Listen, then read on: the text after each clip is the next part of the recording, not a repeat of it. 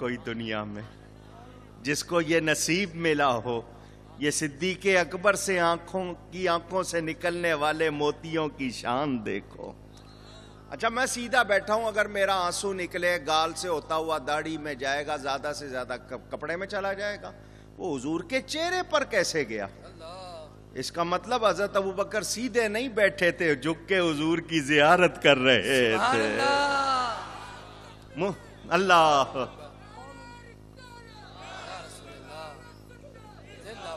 یا تو نعرے لگاؤ، نہیں لگاؤ تو سنیوں والے. نعرہ تکبیر، اللہ، نعرہ رسالت، نعرہ حیدری، نعرہ غوثیہ، فیض رضا، خطیب پاکستان، علماء اہل سنت. اگر دو ہی لگا لیتے تو اچھا تھا، لوگ زیادہ جواب دیتے. آپ بھی تھک رہے ہیں، ان کو بھی تھکا رہے. توجہ، میرے آقا نے آنکھ کھولی، فرمایا ابو بکر کیا بات ہے؟ حضور پاؤں کے نیچے سانپ ہے جو کاٹ رہا ہے. فرمایا ایڑی ہٹاؤ. حضور وہ آپ کو تکلیف پہنچائے گا. فرمایا نہیں، وہ تو سلام کرنا چاہتا ہے. سبحان اللہ، سبحان اللہ. ہٹاؤ. حضرت ابو بکر نے ایڑی ہٹائی، وہ سانپ آیا، اس نے کنڈلی مار کے سلام پیش کیا. حضور نے فرمایا تو نے میرے یار کو کیوں کاٹا؟ میرا نبی سب کا نبی ہے، سب کی زبان جانتے ہیں. جس کے نبی بن کر آئے اگر اس کی زبان نہیں جانتے تو پھر کیسے بات ہوگی؟ تفسیر روح البیان میں ہے حضرت آدم علیہ السلام 7 لاکھ زبانیں جانتے تھے. تو جب حضرت آدم کی یہ شان ہے، میرے مصطفیٰ کی کیا شان ہوگی؟ بجا لیجئے اس کو، میں تقریر روک دیتا ہوں. نہیں بجا لیں آپ، بند کیجئے اس کو، پوری طرح بند کیجئے.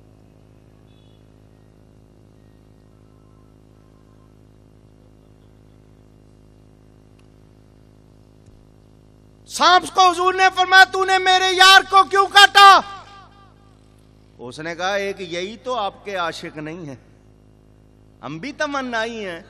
مجھے مدت ہو گئی یہاں انتظار کرتے کرتے، آج زیارت کا وقت آیا، انہوں نے سارے رستے بند کر دیے.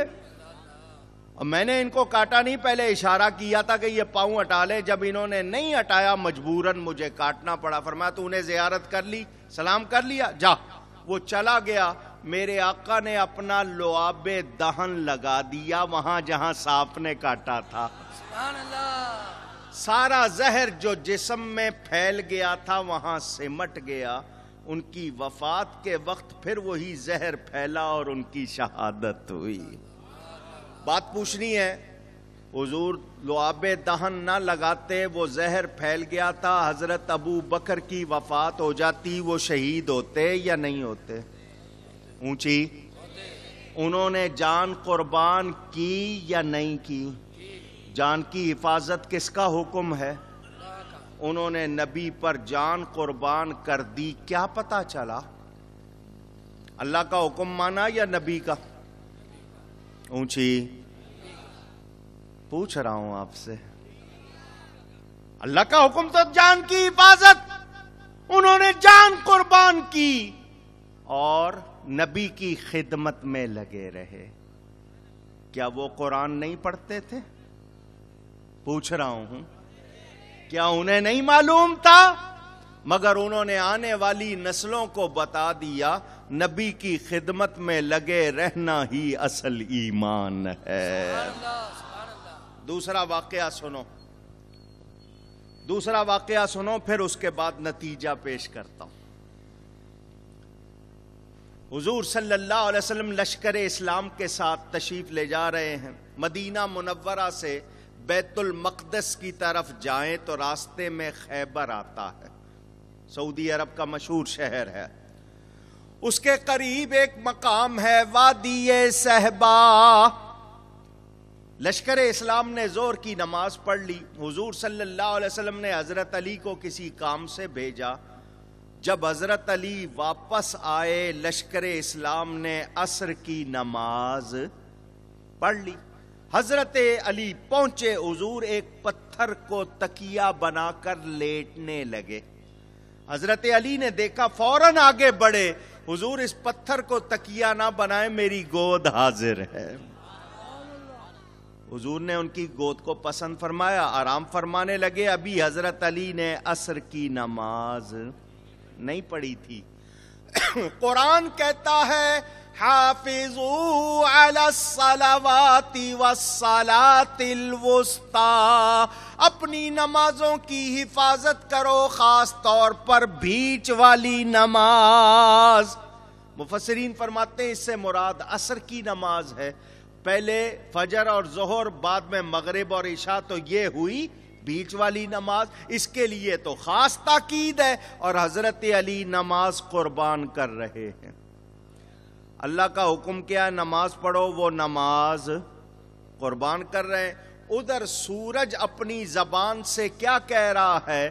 اے علی، جب میں مغرب میں غروب ہو جاتا ہوں، پھر اگلی صبح مشرق سے نکلتا ہوں، اٹھ نماز پڑھ۔ فرض کہہ رہا ہے نماز پڑھ، عشق کہتا ہے نبی کی نیند میں فرق آ گیا تو ساری محنت ختم ہو جائے گی۔ اب عشق اور فرض میں جنگ شروع ہو گئی۔ عشق نے فتویٰ دے دیا اس نماز کی قضا ہے، اس کی قضا نہیں ہے۔ یہ جو خدمت کر رہا ہے اس کی قضا نہیں۔ نمازیں جب قضا ہوں تب ادا ہوں، محبت کی قضائیں کب ادا ہوں۔ یہ جو محبت والی نماز ہے اس کی قضا نہیں۔ حضرت علی نے نماز قربان کر دی، سورج غروب ہو گیا، سورج غروب ہو۔ حضور صلی اللہ علیہ وسلم نے آنکھ کھولی، دیکھا تو حضرت علی کا چہرہ بجھا ہوا، افسردہ، پریشان۔ کیا ہوا؟ حضور میں نے عصر نہیں پڑھی تھی، سورج غروب ہو گیا۔ تو حضور صلی اللہ علیہ وسلم نے یہ نہیں فرمایا اے علی نماز فرض عین ہے، میں تکیے پہ سر رکھ کے سو جاتا، کیا بات تھی، تمہیں نماز پڑھنی چاہیے تھی، قیامت میں سب سے پہلے نماز کا سوال ہوگا۔ ایسی عقیدت اچھی نہیں ہوتی، نماز ضروری نہیں۔ مشکل الآثار میں حدیث پاک موجود، میرے نبی نے دعا کے لیے ہاتھ اٹھائے، اللہم انہو کان فی طاعتک و طاعت رسولک، اے اللہ بے شک یہ علی تیرا کہنا ماننے میں لگا ہوا تھا اور تیرے رسول کا کہنا ماننے میں لگا ہوا تھا۔ آپ نے پورا واقعہ سنا، بتاؤ اس وقت حضرت علی کیا اللہ کا کہنا مان رہے تھے؟ اللہ کا کہنا تو نماز پڑھو، کس کا کہنا مان رہے تھے؟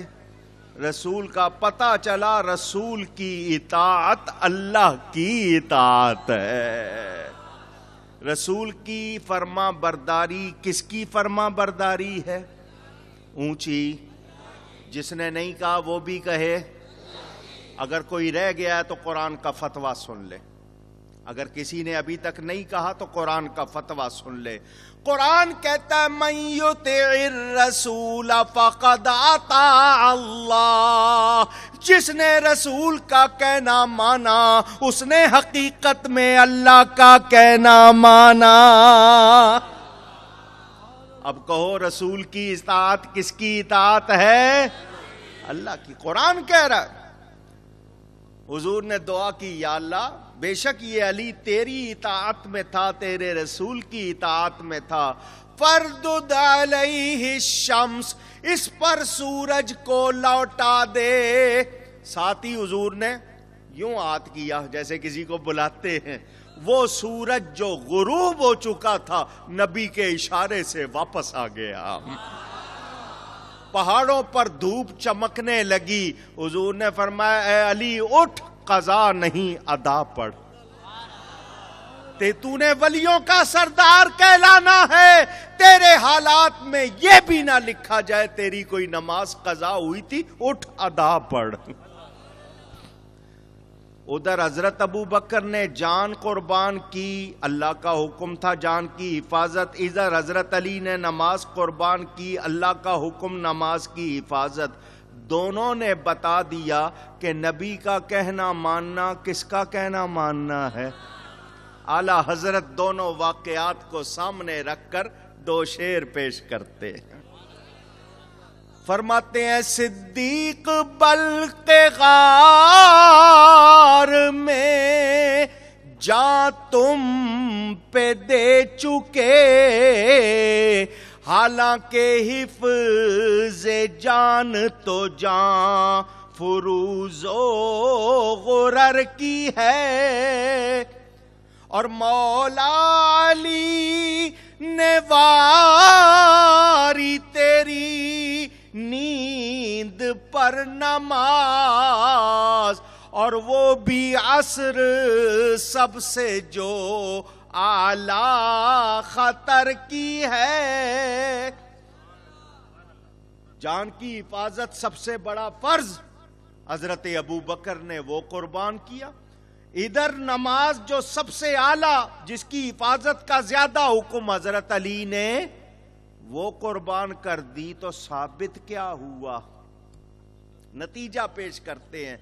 فرماتے ہیں ثابت ہوا کہ جملہ فرائض فروع ہیں، اصل الاصول بندگی اس تاجور کی ہے.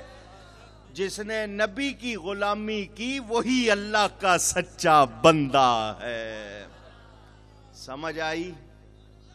پوچھ رہا ہوں آپ کو. اب بھی اگر سمجھ نہیں آئی تو پھر آپ کو سوچنا پڑے گا. جو کہتے ہیں نبی کا دامن چھوڑ دو وہ مسلمان، نبی کا دامن چھوڑ کے قرآن پر عمل ہو سکتا نہیں. یاد رکھنا ہم اولیاء کو کیوں مانتے ہیں؟ ان اولیاء نے بھی یہی ثابت کر کے دکھایا کہ جو نبی کا غلام ہے وہی اللہ کا سچا بندہ ہے. توجہ میری طرف، توجہ. میں پوچھنا چاہتا ہوں، آج سے 1000 سال پہلے عراق کے بادشاہ کا نام کوئی بتائے.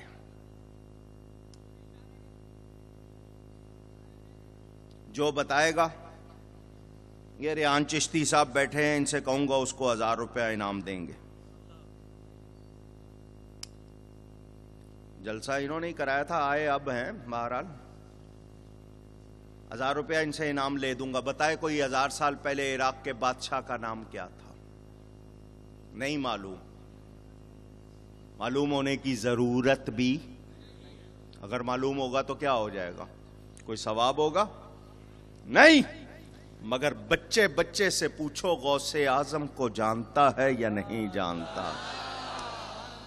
وہ سروں پر حکومت کرنے والا بادشاہ، اس کا نام مستظہر باللہ تھا، عباسی دور کا وہ بادشاہ تھا، مگر اس کا نام کوئی نہیں جانتا. مگر غوث پاک کو ساری دنیا جانتی ہے. تو کیوں؟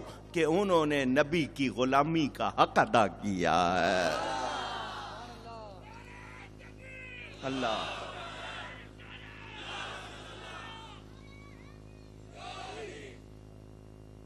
40 سال عشاء کے وضو سے فجر کی نماز پڑھی. کتنا عرصہ؟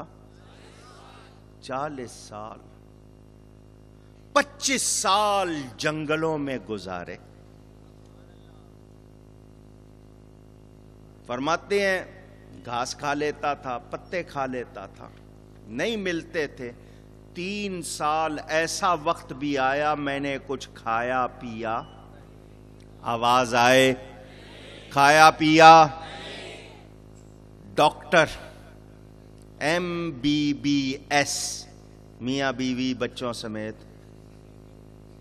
پتہ نہیں کیا بنتا ہے MBBS سے، لاطینی ہے، لیٹن ورڈز ہیں. بہرحال کہتے ہیں جی انسان 3 ہفتے زندہ رہ سکتا ہے بغیر کھائے پیے. 3 ہفتے سے زیادہ زندہ نہیں رہ سکتا. غوث پاک کیا کہتے ہیں؟ کتنا عرصہ نہیں کھایا؟ اونچی. یہ کہتے ہیں مولوی ایسے ہی اڑاتے رہتے ہیں. 3 سال کیسے کوئی بندہ رہ سکتا ہے؟ سنو، وہ تو 1000 سال پہلے کی بات ہے. 3 سال پہلے تک مانسیرا میں بابا رحمت اللہ، جس کو بابا دھنکا کہتے تھے، 25 سال اس نے کچھ نہیں کھایا پیا، اور ڈنڈے مارتا تھا بابا، وزیر صدر بھی جا کے ڈنڈے کھاتے تھے اس سے۔ اس کے پاس رہ کے لوگوں نے مہینوں دیکھا، شاید چھپ کے کچھ کھا لیتا ہوگا، 25 سال بابے نے کچھ نہیں کھایا پیا۔ نام ان کا رحمت اللہ تھا، بابا دھنکا کہتے تھے۔ آپ کے صدر وزیر اعظم بھی صبح لائن لگ جاتی تھی، بابا ڈنڈا لے کے بیٹھ جاتا تھا، جو آیا بابا جی دعا کرے، ہلکا سا ڈنڈا، جاؤ اللہ کرے گا جو کرنا ہے اللہ کرے گا۔ اور جس میں کوئی خرابی ہوتی تھی بابا ٹکا کے مارتا تھا، جس کی نیت خراب ہو یا جو جس میں بابا ٹکا کے، حالانکہ بابے کا وجود دیکھیں 25 سال کھایا پیا نہیں، ایسے ٹکا کے مارتا تھا، ہوش آ جاتی تھی۔ آپ کے یہ سارے صدر وزیر اسے ڈنڈے کھائے ہوئے ہیں سارے۔ 3 سال پہلے کی بات، ان کا انتقال ہوا۔ میں وہاں گیا ان کو، بابا جی کو، میں نے کہا یہ بابے کو یہ شان کیسے مل گئی؟ معلوم کیا میں نے، لوگوں سے، ان کے بچوں سے پوچھا، اور یہ بابا کیا محنت کی ہے؟ انہوں نے کہا کوئی محنت نہیں کی، اس نے صرف اپنی ماں کی خدمت بہت کی ہے۔ ماں کی خدمت کر کے اتنا درجہ لے گیا، تو جو نبی کی خدمت کرے گا کتنا درجہ ملے گا۔ غوث پاک فرماتے ہیں جب میں نے کھانا پینا چھوڑ دیا، 3 سال کے بعد خضر علیہ السلام آئے، 2 روغنی روٹیاں، جس کو آپ شیر مال سمجھ لو یا پراٹھے سمجھ لو، دودھ کا پیالہ لے کر آئے، کھاؤ۔ فرماتے ہیں میں نے ان سے کہا میں نے اللہ کے لیے کھانا پینا چھوڑ دیا ہے۔ کہا اللہ نہیں بھیجا ہے۔ فرمایا جب اللہ خود کہے گا تب کھاؤں گا۔ تو غیب سے آواز آتی تھی، اے عبد القادر تجھے میرے حق کی قسم کھا، تجھے میرے حق کی قسم پی۔ اعلی حضرت فرماتے ہیں قسمیں دے دے کے کھلاتا ہے، پلاتا ہے تجھے، قسمیں دے دے کے کھلاتا ہے، پلاتا ہے تجھے، پیارا اللہ تیرا، چاہنے والا تیرا، تو ہے وہ غوث کے ہر غوث ہے شیدا تیرا۔ فرماتے ہیں 15 سال، کتنا عرصہ؟ دھیان سے سننا، اس طرح گزارے کہ عشاء کی نماز پڑھ کر اپنے حجرے میں آتا، ایک کھونٹی گاڑ رکھی تھی دیوار میں، ایک ہاتھ سے اس کو پکڑ لیتا اور ایک ٹانگ اٹھا لیتا، ایک ٹانگ پہ کھڑے رہ کر قرآن شریف بسم اللہ سورہ فاتحہ سے شروع کرتا، اور فجر سے پہلے اٹھائی ہوئی ٹانگ اس وقت زمین پر رکھتا تھا جب پورا قرآن ختم کر لیتا تھا۔ اللہ اکبر، یا رسول اللہ۔ پھر بھول گئے سبق۔ سنیں، نعرہ میری شان میں نہیں لگتا، وہ بیچارہ اتنا زور لگا رہا ہے، ایمان کی بات سے خوش ہوتے ہو، اللہ رسول کا نام جب لیا کرو جوش سے لیا کرو۔ توجہ، یہ جو آج گلی گلی 11ویں ہو رہی ہے، ایسے ہی نہیں، انہوں نے محنت کی ہے، انہوں نے محنت کی۔ 91 برس کی عمر پائی تھی غوث پاک نے۔ لفظ کامل اور کمال سے آپ کی تاریخ وصال نکالی گئی ہے۔ اتنی محنت کی۔ یہ 11ویں کے حوالے سے ایک بات سنا دوں اگر نہیں سنی ہے۔ میں سفر کر رہا تھا جہاز میں، کتابیں پڑھنا عادت ہے، کتاب تھی ہاتھ میں، اس میں لوگوں کے لیے یہ جو ہوتی ہے نا رفاعی کام، لوگوں کے لیے کون کون سی نیکی کریں تو کتنا ثواب، اس میں سیدنا غوث اعظم کا ایک ملفوظ، ملفوظ کس کو کہتے ہیں؟ جو میں کہہ رہا ہوں آپ کہیں لکھ لیں تو وہ جو آپ کی کتاب بن جائے گی اس کو ملفوظ کہیں گے۔ میرے لفظ کہیں لکھے ہوئے ہوں محفوظ، ان کو کیا کہا جائے گا؟ ملفوظ۔ غوث پاک کا ایک ملفوظ آیا، کسی نے غوث اعظم سے پوچھا آپ کو ساری دنیا کی دولت دے دی جائے، ساری دنیا کی اونچی، شکر ہے غوث پاک سے ہی پوچھا تھا، آپ سے نہیں پوچھا۔ ہمارے سے تو کوئی ذرا سا کہہ دے، ہم تو اتنے لالچی ہیں، ٹی وی پر آپ منظر دیکھتے ہی ہیں لالچ کا لوگوں کا، رمضان میں ہو آگے ہو انعام بٹ رہا ہے، ایسے لے رہے ہیں جیسے پتہ نہیں کچھ ہے نہیں، سب کے بچے باہر نکلے ہوتے ہیں اندر کے۔ ساری دنیا کی دولت آپ کو دے دی جائے اور آپ سے کہا جائے کوئی ایک خواہش کریں، ایک، آپ کیا کریں گے؟ تو غوث پاک نے یہ نہیں کہا ذرا ٹھہرو مجھے سوچ لینے دو، کون سی خواہش کروں، کیا کروں، ہمارا تو یہی حال ہے۔ انہوں نے دیر نہیں لگائی، فرمایا اگر ایسا ہوگا تو لوگوں کو کھانا کھلاؤں گا، لوگوں کو کوئی ایک خواہش کرے، ساری دنیا کی دولت۔ بعض لوگ ہوتے ہیں نا، ان کو نہیں سمجھ آتا کہ کیا جواب دینا ہے، غوث پاک نے دیر نہیں لگائی، بچے نے امتحان پاس کیا، باپ خوش ہوا، باپ ذرا کنجوس مزاج تھا، بیٹے سے کہنے لگا تم نے بھائی امتحان پاس کیا، بولو تمہیں کیا انعام دوں؟ اس نے کہا باپ اتنا کنجوس ہے اور آج مہربانی پہ اترا ہے تو کوئی ذرا اچھی چیز مانگ لوں۔ اس نے کہا ابا جان مجھے ایک دن کی مہلت دیں، ایک دن کی مہلت دیں، ٹائم دیں، میں سوچ کے بتاؤں گا۔ اگلے دن اس نے ارادہ کر لیا کیا مانگنا ہے، باپ سے آ کے کہنے لگا کل آپ نے کہا تھا نا کیا چاہیے تو میں بتاؤں؟ اس نے کہا بیٹا تو نے ایک دن کی مہلت مانگی تھی وہ میں نے تجھے دے دی تھی، اب کیا مانگنا، جو تو نے مانگا تھا وہ میں نے تجھے۔ تو بعض کنجوس ہوتے ہیں، ان کی سوچ بھی اتنی۔ غوث پاک نے کیا کہا تھا مجھے ساری دنیا کی دولت دے دو تو میں کیا چاہوں گا کہ لوگوں کو کھانا کا۔ ملفوظ ختم ہو گیا، اس نے نیچے لکھنے والے نے لکھا اس سے پتا چلا لوگوں کو کھانا کھلانا کتنا ثواب۔ میں نے کتاب بند کر دی اور سوچ میں پڑ گیا غوث پاک کی خواہش، اور یہ بات یہیں ختم ہو جائے یہ تو ہو نہیں سکتا۔ دماغ میں سوچتا رہا، پھر غوث پاک کی روح سے مدد مانگی کہ اپنی اس بات کا مطلب سمجھا دیں۔ ان کی مہربانی ہوئی اور مطلب سمجھ میں آ گیا۔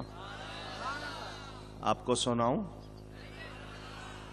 مطلب کیا سمجھ میں آیا؟ غوث پاک کا لقب ہے محبوب سبحانی، اور محبوب کی خواہش ٹالی نہیں جاتی، محبوب کی خواہش پوری کی جاتی ہے۔ انہوں نے خواہش کی کہ اگر مجھے ساری دنیا کی دولت دے دو تو میں لوگوں کو کھانا کھلاؤں گا۔ یہ ان کی خواہش سن لی گئی، جس نے پوچھا وہیں بات ختم، مگر محبوب نے خواہش ظاہر کر دی۔ اللہ نے کیا فرمایا؟ تو ہمارا پیارا ہے، خواہش تو نے ظاہر کی ہے، پوری میں کروں گا۔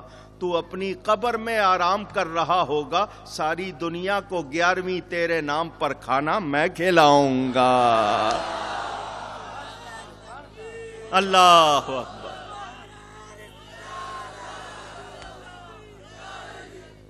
ساری دنیا میں 11ویں ہو رہی ہے یا نہیں ہو رہی ہے؟ یہ وہ لوگ جنہوں نے اللہ کا کہنا مانا اور رسول کا کہنا مانا، کامیاب ہوئے یا نہیں ہوئے؟ پوچھ رہا ہوں۔ تو آج اگر کوئی کامیاب ہونا چاہے اور نبی کا دامن یا ولی کا دامن چھوڑ دے، منزل مل سکتی ہے اونچی؟ سنیوں دھیان دو میری باتوں پر، مجھے تم سے کوئی جائیداد نہیں چاہیے، ووٹ نہیں چاہیے، نوٹ نہیں چاہیے، تمغے نہیں چاہیے، صرف ایک چیز چاہیے، اپنے ایمان کی حفاظت کرو، اپنے ایمان کی، یہ تمہاری ذمہ داری ہے۔ آج ایمان کے لٹیرے ہر طرف پھیل گئے، इंटरनेट खोलो तो वहां, टीवी खोलो तो वहां, गलियों में जाओ, प्रिंट मीडिया, हर तरफ। वो एक साहब आते हैं, आयत नंबर इतना, सूरत नंबर इतना, आप कहते हैं इसको नंबर बहुत याद है, बड़ा आलिम है। वो काहे का आलिम है? ये नंबर याद कर लेना कोई कमाल, ऊंची। मजदूरों को उससे ज्यादा नंबर याद होंगे, किस चीज का नंबर कितना है। इंजीनियर को याद होंगे कौन से पाने का नंबर क्या है, उनको भी ज्यादा नंबर याद करना कोई कमाल नहीं। जो मेरे नबी का अदब नहीं करता, मुसलमान होना दूर की बात, हम उसको इंसान मानने को तैयार नहीं है। कुरान कहता है उलाइका कल अनआम बल हुम अदल, ये जानवरों जैसे बल्कि उनसे भी ज्यादा गुमराह। आज तुम्हारे ईमान पर हमले हो रहे हैं, अपने आप को बचाना चाहते हो तो किसी अल्लाह वाले से ताल्लुक जोड़ लो। क्यों? शैतान ने कहा था या अल्लाह जो तेरे मुखलिस बंदे हैं उन पर मेरा